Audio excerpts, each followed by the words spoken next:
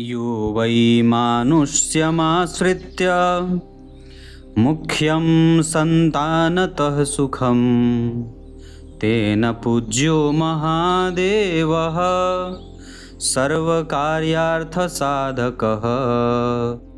प्रिय दर्शकों नमस्कार, एक बार फिर से उपस्थित हूँ आप सबके सामने बुधवार के कार्यक्रम में।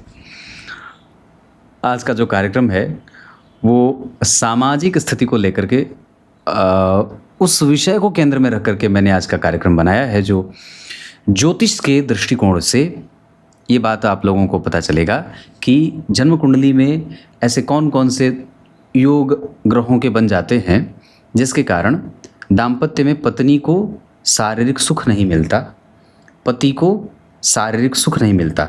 और ये सूत्र जो होंगे वो पति और पत्नी मतलब पुरुष और माता बहनें सबके ऊपर लागू होंगे, मतलब दोनों ही जातक और जातिका दोनों पे लागू होंगे।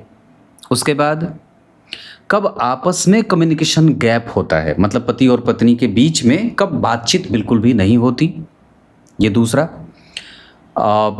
तीसरा ये कि कब पति लालची मिल जाता है, ये तीसरा प्रश्न होगा। और चौथा, इस कार्यक्रम के माध्यम से आपको ये पता चलेगा कि कब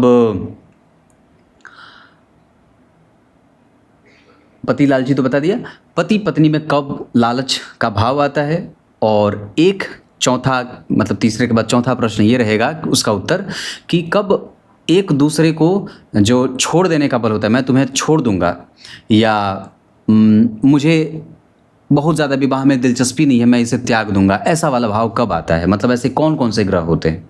तो पहला है कि कब मतभेद होता है, और दूसरा कि कब कम्युनिकेशन गैप होता है, तीसरा पति और पत्नी कब लालची हो जाते हैं, और चौथा कि कब पति और पत्नी को एक दूसरे के से धन लाभ नहीं होता।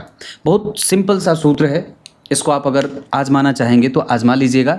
और निश्चित रूप से ये सूत्र शास्त्रोक्त है और मैंने बहुत सारी कुंडलियों पे इसे घटित होते हुए भी देखा है, और आज भी मैं देखा हूँ। मुंगेर की कुंडली आई थी, दाम्पत्य के बड़े कमज़ोर भाव, तो मैंने कहा आज का विषय कुछ ऐसे ही विषय पे बना देते हैं। बहुत सामान्यतः सोचिएगा, अगर जन्म कुंडली में पति और पत्नी किसी के भी 12वें भाव में शनि, मंगल, राहु और केतु या तो बैठे हों या तो देखते हों, यानी कि मंगल यहाँ बैठेंगे तो यहाँ देखेंगे और शनि यहाँ बैठेंगे तो यहाँ देखेंगे, या तो यहाँ राहु पहले से बैठे हों या तो पहले से केतु बैठे हों। ऐसी स्थिति जब होगी ना तो पति और पत्नी का शारीरिक संबंध टूट जाता है। या तो पति की, आज भी एक कुंडली आई थी हिमाचल प्रदेश की, 3 साल से 4 साल के अंतर में ही पति की मृत्यु हो जाती है और पत्नी का रो रो करके बुरा हाल, और एक बेटिया भी है। तो यहाँ मैंने उनकी कुंडली में क्या देखा था, शनि मंगल यहीं बैठे थे और साथ ही साथ शनि मंगल यहाँ बैठे थे और राहु की दृष्टि यहाँ से पड़ रही थी। तो ये पहला वाला सिद्धांत लागू हो गया कि शारीरिक सुख जातक की कुंडली में भी अगर 12वें भाव में शनि मंगल राहु केतु बैठे हैं तो शारीरिक सुख नहीं मिलता है पति और पत्नी का, जो परस्पर शारीरिक संबंध होता है। ये पहला हो गया। दूसरा कि पति और पत्नी आपस में एक दूसरे का सम्मान या आदर क्यों नहीं करते, यही कहा था ना, ये कम्युनिकेशन गैप कब होता है। लग्न कुंडली में या तो जातक या जातिका की कुंडली के 9वें भाव में अगर पापक ग्रह बैठे हों, मतलब शनि, मंगल, राहु, केतु, या फिर यहाँ देखते हों, या इस भाव का स्वामी अष्टम में बैठा हो, या इस भाव का स्वामी दूसरे में बैठा हो, या इस भाव का स्वामी छठे में बैठा हो, तो पति और पत्नी आपस में बातचीत कम करते हैं, मतलबी होते हैं और एक दूसरे से इगोइस्ट प्रॉब्लम चलती रहती है। इगोइस्ट नेचर को पति भी बढ़ा रहा है, पत्नी भी बढ़ा रहे हैं, दोनों बढ़ा रहे हैं और दोनों एक टेबल पे नहीं आ रहे हैं। इसके कारण इसका खामियाजा दोनों खानदानों को भुगतना पड़ता है। बहुत सिंपल बात है। और अगर आपकी कुंडली में ऐसा बन रहा है तो निश्चित रूप से आपको इस पे ध्यान देना चाहिए। आप उन्हें प्रेम करें, उन्हें विश्वास दें और उन पे विश्वास करें कि सामने वाला जो निर्णय ले रहा है वो बुद्धिमान है और सही निर्णय ले रहा है। और ये भाव पति और पत्नी को दोनों को एक दूसरे के प्रति परस्पर अन्योन्याश्रय संबंधों के साथ आगे बढ़ाना चाहिए। मतलब पति जो है उसको ये विश्वास हो कि पत्नी जो कर रही हैं वो सही कर रही हैं। अगर थोड़ी बहुत जहाँ कहीं भी कमज़ोरी और गलती दिखाई दे तो बिल्कुल ही स्पष्ट रूप से कह देना चाहिए। दूसरा कि अगर पति का सम्मान इस तरीके से हो जाता है कि आपको आपके पति के ऊपर पूर्ण विश्वास है कि जो वो कर रहे हैं वो बुद्धिमान है, और आपका विवाह एक बुद्धिमान व्यक्ति से, राजा से हुआ है जो आपको रानी बना रहा है, ऐसा ये भाव परस्पर जैसे जैसे बढ़ता जाता है वैसे वैसे दोनों एक दूसरे से मजबूती वाले संबंधों में बनते जाते हैं। तो ये पति और पत्नी के बीच का जो कम्युनिकेशन गैप होता है वो नवम भाव के कमज़ोर होने के कारण होता है। तीसरा, लालची कब हो जाते हैं, ये भी सिद्धांत होता है। जैसे मेरे पास एक कुंडली आई थी मध्य प्रदेश इंदौर से, वहाँ उन्होंने कहा कि पंडित जी मैंने अपनी सारी संपत्ति अपने पति के नाम पे की, यहाँ तक कि मेरे मायके से मैं इकलौती थी तो मुझे जो भी संपत्ति मिला वो सारा मैंने अपने पति के नाम पे किया। जो बोलते हैं क्या बोलते हैं वो शेयर खरीदा, LIC किया, प्रॉपर्टी खरीदी, कि क्या है मतलब मुझे क्या ही करना है, मेरे पति के पास है तो मेरे पास है। बाद में पता चला वो प्रेम विवाह था। बाद में पता चला अब जा करके जहाँ 2 बेटियाँ बड़ी हैं और एक बेटा कम से कम 5 से 6 साल का है कि पति को उनकी संपत्ति से प्रेम था। तो और वो उन्होंने बड़े हाजिर जवाबी से ये बात कई बार कहा कि मुझे तुम्हारी संपत्ति से सिर्फ प्रेम था, मुझे तो तुम्हें तीसरे दिन ही तलाक दे देना था, पर मुझे तुम्हारी संपत्ति ने रोक रखा था और वस्तुतः मुझे संतान भी नहीं चाहिए थी, पर पता नहीं मैं कहाँ इस झमेले में फंस गया। तो ऐसा होता है। तो लालच का भाव वो कब होता है और हम ऐसा कुंडली में कैसे देखेंगे?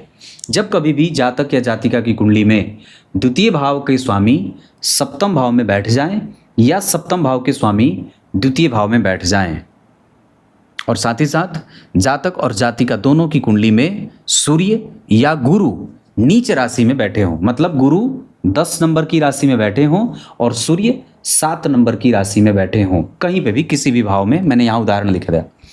तो ऐसी स्थिति में सामने वाले की प्रवृत्ति खराब होती है और वो लालची प्रवृत्ति वाला, लालच से भरा हुआ व्यक्ति या जातिका होती है। तो ये तीसरा सूत्र हो गया कि वो लालची कैसे है। चौथा सिद्धांत कि कब पति और पत्नी को एक दूसरे से धन की हानि का संयोग देखा जाता है। मतलब पति को एलिमनी के तौर पे पत्नी को एक मोटी रकम देनी पड़ती है, जहां आपने दहेज नहीं लिया है पर फिर भी पत्नी को एक मोटी धन राशि आपको देनी पड़ती है। और ऐसा कब होता है, कुंडली में ऐसे कौन से योग दुर्योग बनते हैं जिससे आपको ये समझ में आ जाएगा कि ऐसा हो सकता है। तो अगर आपकी कुंडली में, मतलब ये पर्सनल आपको अपनी कुंडली में और सामने वाले स्पाउस की कुंडली में देखनी होगी। तो आपकी कुंडली में अगर जन्म कुंडली के 6वें भाव पे, जन्म कुंडली के 6वें भाव में या तो रिक्त स्थान हो, कोई भी ग्रह ना बैठा हो, या जन्म कुंडली के 6ठे स्थान पे शनि मंगल राहु केतु दृष्टि डाल रहे हों या यहीं बैठे हों, इस अवस्था में कई बार व्यक्ति को अपनी पत्नी को एलिमनी के तौर पे मोटी धनराशि देनी पड़ती है। हालांकि कई बार आप ये सिद्धांत 12वें भाव से भी देखते हैं, जहां जन्म कुंडली के 12वें भाव में अगर कमज़ोर सप्तमेश बैठे हों, नीच के बैठे हों, या सप्तमेश अस्त हो गए हों, या जन्म कुंडली के 6वें भाव पे भी शनि मंगल राहु केतु का प्रभाव ज़्यादा मजबूती से पड़ रहा हो, तो ऐसी स्थिति में पति को अपनी पत्नी को एलिमनी के तौर पे ज़्यादा धन देना पड़ता है या धन देना पड़ता है, पत्नी के कारण नुकसान होता है। ये चौथा सूत्र हो गया। पांचवा जो ये कहता है कि पति और पत्नी का जो आपसी मतभेद होता है वो इस बात पे निर्भर करता है कि दोनों की ग्रह मैत्री कैसी है। मतलब पति जो है वो अगर मेष राशि का है तो पत्नी किस राशि की है। परस्पर राशियों का संबंध अगर मैत्री का रहेगा तो ग्रह मैत्री के अच्छे और उचित संबंधों के कारण दाम्पत्य फ्लरिश करता है, आगे बढ़ता है। लेकिन अगर ग्रह मैत्री कमज़ोर है, गण दोष है, कुंडली अच्छे से नहीं मिली है, परस्पर 18 अंक से कम अंकों पे कुंडली मिली है और कुंडली में भावों का मेल नहीं है, तो परस्पर एक दूसरे से मतभेद बने के बने रहते हैं और एक दूसरे का सम्मान दोनों ही नहीं कर पाते हैं। एक पक्ष और भी होगा जो संतान को लेकर के होगा। अगर जातक और जातिका की कुंडली में से अगर जातिका की कुंडली के मंगल कमज़ोर हैं तो संतान होने में दिक्कत होती है। वहीं अगर जातक की कुंडली में, मतलब पति की कुंडली में अगर गुरु और सूर्य या शुक्र, इन तीनों में से कोई भी एक ग्रह अगर नीच का है या कमज़ोर है तो संतान होने में दिक्कत होती है।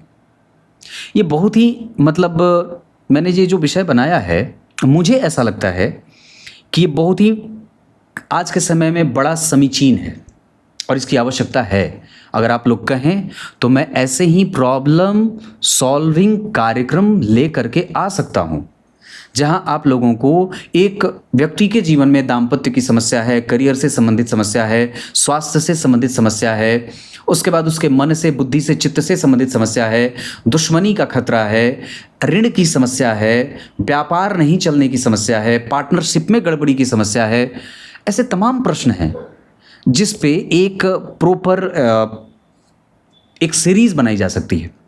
आप लोगों को क्या अच्छा लगेगा ऐसा कार्यक्रम तो मुझे ज़रूर बताएं कमेंट में, और मैं उस पर ज़रूर ही बहुत ही ऐसे ही ऑथेंटिक कार्यक्रम लेकर के आने की कोशिश करूंगा। फिलहाल आप लोगों को एक और भी सूचना दे दूं, जब तक ये पितृपक्ष का मेला समाप्त नहीं हो जाता है तब तक आप लोगों में से कोई भी अगर पितृपक्ष में, मतलब जो 8 सितंबर से शुरू हो रहा है, आरंभ हो रहा है, और 21-22 सितंबर तक पितरों के निमित्त पिंडदान अगर कोई भी कराना चाहता है तो मुझसे संपर्क कर सकता है 9572 वाले नंबर से, जहां काशी के विद्वानों के द्वारा पिंडदान की प्रक्रिया उनके आचार्यत्व में कराई जाएगी। और लाइव होता हूं मैं शनिवार को रात्रि 8:15 पे। कुछ इसी तरीके से आज के इस महत्वपूर्ण कार्यक्रम, मैं तो इसे कहूँगा, देखते हैं आप लोगों को ये कितना पसंद आता है। तब तक के लिए बहुत बहुत नमस्कार।